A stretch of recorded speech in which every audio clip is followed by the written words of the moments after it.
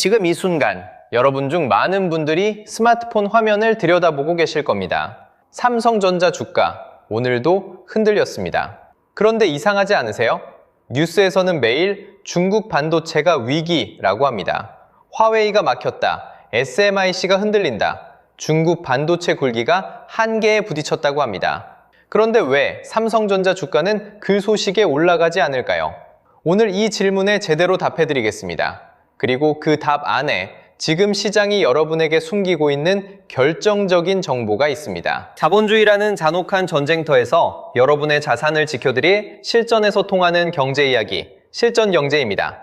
오늘 주제는 단 하나입니다. 중국 반도체의 붕괴가 시작됐는가? 그리고 그 붕괴가 삼성전자를 다시 세계 1위로 돌려놓을 수 있는가? 솔직히 말씀드리겠습니다. 이 주제를 꺼내면 두 가지 반응이 나옵니다. 하나는 설마 중국이 그렇게 쉽게 무너지겠어? 이고 다른 하나는 그래봤자 삼성전자 주가는 안 오르더라 입니다. 그 두 가지 반응 둘 다 맞습니다. 그리고 동시에 둘 다 반만 맞습니다. 오늘 저희가 파고들 것은 세 가지입니다. 첫째, 중국 반도체에서 지금 실제로 무슨 일이 벌어지고 있는지, 뉴스가 말하는 것과 실제 산업 구조 사이의 간극. 둘째, 그 간극이 삼성전자와 SK하이닉스에 어떤 구체적인 영향을 만들고 있는지. 셋째, 이 흐름이 지금 당장 여러분의 투자 판단에 어떻게 연결되는지. 잠깐, 시작 전에 이 숫자 하나만 기억해 두세요. 2024년 기준 중국은 반도체 장비 수입에만 연간 약 400억 달러, 하나로 55조 원 이상을 쏟아붓고 있습니다. 그런데 같은 해 미국의 수출 통제 강화 이후 중국이 실제로 구매할 수 있는 최첨단 장비의 비율은 전체 필요량의 30% 수준으로 떨어졌습니다. 55조 원을 쓰는데 정작 필요한 것의 70%는 살 수가 없다. 이게 무엇을 의미하는지 지금부터 하나씩 풀어드리겠습니다. 먼저 중국 반도체 산업의 현재 상태를 있는 그대로 짚어드리겠습니다. 언론 보도가 아니라 실제 공급망 구조를 기준으로.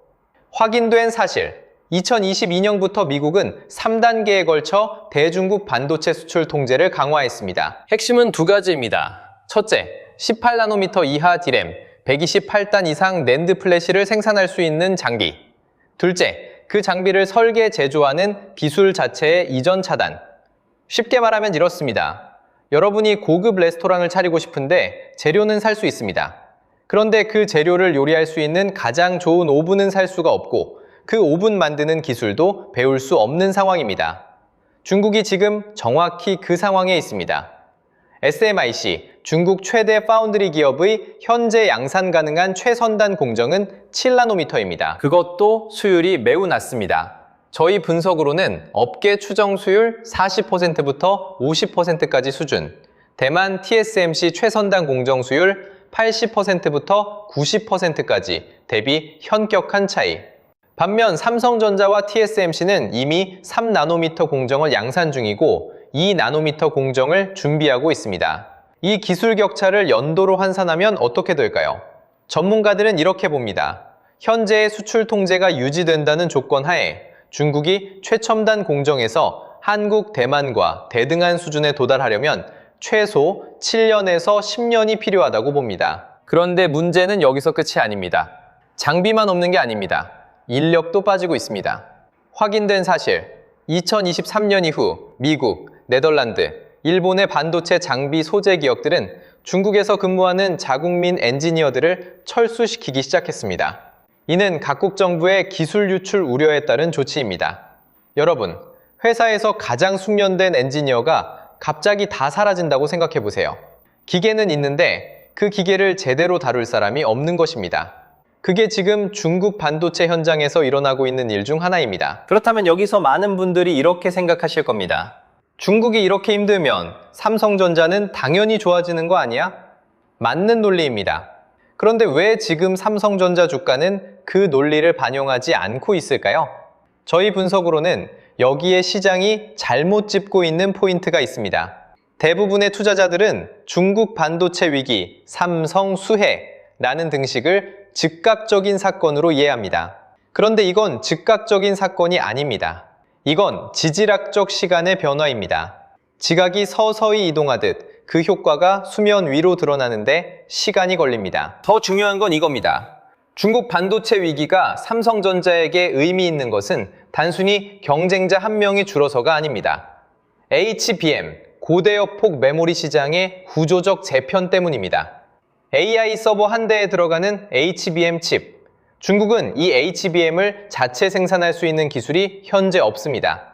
그리고 미국의 수출 통제로 인해 SK하이닉스, 삼성전자가 만든 HBM을 중국 AI 기업들이 구매하는 것도 점점 제한되고 있습니다. 즉, HBM 시장은 사실상 미국, 한국, 대만 중심의 폐쇄 생태계로 재편되고 있고 그 안에서 삼성전자와 SK하이닉스가 경쟁하는 구조가 만들어지고 있습니다. 그게 전부가 아닙니다. 진짜 문제는 지금부터입니다. 그런데 말입니다. 지금까지 제가 말씀드린 내용은 사실 많은 분들이 어느 정도 알고 계신 이야기입니다. 뉴스에서도 나오고 증권사 리포트에도 나옵니다. 바로 이 지점에서 반전이 시작됩니다. 대부분의 분석은 중국이 못 만드니까 삼성이 이긴다는 구도로 이야기합니다. 그런데 저희는 다른 질문을 해봤습니다. 삼성전자가 중국 없이도 이길 수 있는가? 이 질문이 왜 중요하냐면 삼성전자의 가장 큰 매출처 중 하나가 바로 중국이기 때문입니다.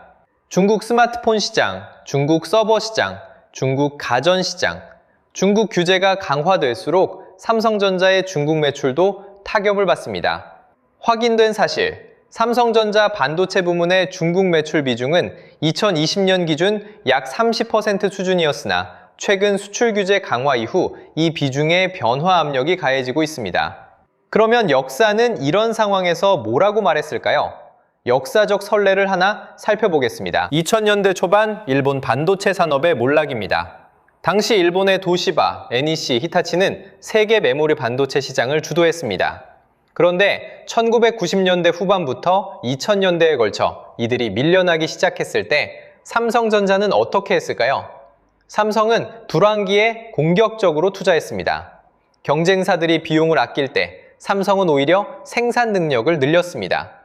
그 결과 불황이 끝났을 때 삼성은 이미 넘을 수 없는 비용 우위를 확보한 상태였습니다.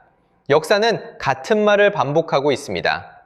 물론 이번이 똑같이 흘러간다는 보장은 없습니다. 2000년대 초반과 지금은 지정학적 구도, 수출 규제의 범위, AI 수요라는 변수에서 근본적으로 다른 맥락을 가지고 있습니다. 이 차이는 반드시 고려해야 합니다. 그런데 저희가 주목하는 역사적 유사점이 하나 있습니다. 1997년 아시아 외환 위기 당시 삼성전자 주가는 반토막이 났습니다. 많은 분들이 삼성도 끝났다고 했습니다.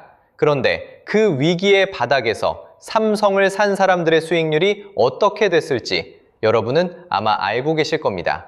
지금 중요한 것은 이겁니다. 현재 삼성전자의 주가는 2021년 고점 대비 약 40% 이상 하락한 수준에서 거래되고 있습니다. 시장이 최악을 반영하고 있을 때 구조적 전환이 시작된다면 그 조합이 무엇을 의미하는지 저희의 분석으로는 이것이 단기 트레이딩의 문제가 아니라 구조적 포지셔닝의 문제라고 봅니다. 여러분, 월급 통장에서 매달 50만 원씩 적금을 넣듯이 구조가 바뀌는 시점을 이해하고 움직이는 것과 모르고 움직이는 것은 5년 뒤 결과가 완전히 달라집니다. 어디까지나 저희의 분석입니다. 최종 판단은 여러분의 몫입니다. 솔직하게 말씀드리겠습니다. 지금까지 삼성전자의 유리한 구조 변화를 말씀드렸습니다. 그런데 반대편 이야기도 해야 합니다. 그게 저희 채널이 드리려는 실전 분석입니다. 리스크 첫 번째, 삼성전자의 HBM 경쟁력 문제입니다. 현재 HBM 시장에서 SK하이닉스는 엔비디아의 핵심 공급사로 자리를 잡았습니다. 반면 삼성전자는 HBM 3위 품질 검증 지연으로 엔비디아의 주요 공급망에서 밀려났다는 보도가 반복되고 있습니다. 중국 반도체가 무너져도 그 자리를 SK하이닉스가 채운다면 삼성전자 주주에게는 기쁜 소식이 아닐 수 있습니다. 리스크 두 번째, 미국의 수출 통제가 한국 기업에도 적용될 수 있다는 점입니다. 확인된 사실, 미국은 자국 기업뿐 아니라 미국 기술이 포함된 장비와 소프트웨어를 사용하는 외국 기업에도 수출 통제를 적용하는 이른바 해외 직접 제품 규칙, FDPR을 확대 적용하고 있습니다. 삼성전자와 SK하이닉스도 예외가 아닙니다. 중국 고객사에 대한 공급 제한 압력은 앞으로도 계속될 수 있습니다. 리스크 세 번째, 수요 사이클의 문제입니다. AI 서버 투자붐이 언제까지 지속될지는 아무도 모릅니다. 전문가들은 2025년부터 2026년 사이 AI 인프라 투자의 속도 조정 가능성을 이야기하고 있습니다. 그렇다면 이 복잡한 리스크를 어떻게 추적할까요? 단 하나의 변수만 주시하시면 됩니다. 엔비디아의 분기 실적 발표 때 나오는 데이터 센터 부문 매출 가이던스. 이 숫자가 올라가고 있으면 HBM 수요는 살아있는 겁니다. 이 숫자가 꺾이기 시작하면 메모리 반도체 전체 사이클이 꺾이는 신호입니다. 복잡한 지표 10개 볼 필요 없습니다. 이 하나만 보세요. 단기 흔들림과 장기 방향은 반드시 구분해야 합니다. 단기는 뉴스 한 줄에 흔들리지만 장기 방향은 수요 구조가 결정합니다. 그렇다면 지금 여러분은 무엇을 해야 할까요? 저희는 3가지 원칙을 말씀드리겠습니다. 매수하라, 매도하라. 그런 말은 하지 않겠습니다. 구조를 이해하고 움직이는 원칙을 드리겠습니다. 원칙 1. 뉴스의 속도와 시장의 속도를 분리하세요. 중국 반도체 규제 뉴스가 나올 때마다 삼성전자 주가가 즉각 반응할 것이라 기대하는 분들이 많습니다. 그런데 구조적 변화는 뉴스 속도로 움직이지 않습니다. 지각근동처럼 서서히 축적됩니다. 오늘 나온 뉴스가 주가에 반영되기까지 6개월에서 18개월의 시차가 있을 수 있습니다. 이 시차를 모르면 단기 변동에 흔들려 구조적 기회를 놓치게 됩니다. 실천 방법. 뉴스를 볼 때마다 스스로 물어보세요. 이건 일주일짜리 사건인가? 1년짜리 구조인가? 원칙 2. 분산의 원칙. 한 가지 시나리오에 전부를 걸지 마세요. 오늘 저희가 말씀드린 시나리오는 중국 반도체 약화, 화살표, 삼성전자 수혜입니다. 이 시나리오가 맞을 가능성이 있습니다. 그런데 동시에 HBM 경쟁에서 삼성이 뒤처지는 시나리오도 공존합니다. 한 가지 시나리오에 자산의 전부를 거는 것은 날씨 예보 하나만 보고 우산 없이 나가는 것과 같습니다. 예보가 맞을 수도 있지만 틀릴 때의 대비도 해야 합니다. 구체적인 숫자로 말씀드리면 어떤 단일 종목이나 섹터도 자신이 감내할 수 있는 손실 이상의 비중을 갖지 않는 것이 원칙입니다. 이게 반토막 나도 내 생활에 지장이 없는가? 이 질문에 예 라고 답할 수 있는 금액 이내에서 움직이세요. 원칙 3. 삼성전자와 관련해 추적할 구체적인 지표 2가지. 첫째, 삼성전자의 HBM, 엔비디아 공급 공식 확인 여부. 이것이 공식 발표되는 시점이 시장 구조 변화의 신호탄이 됩니다. 둘째, ASML의 대중국 EUV 장비 수출 실적.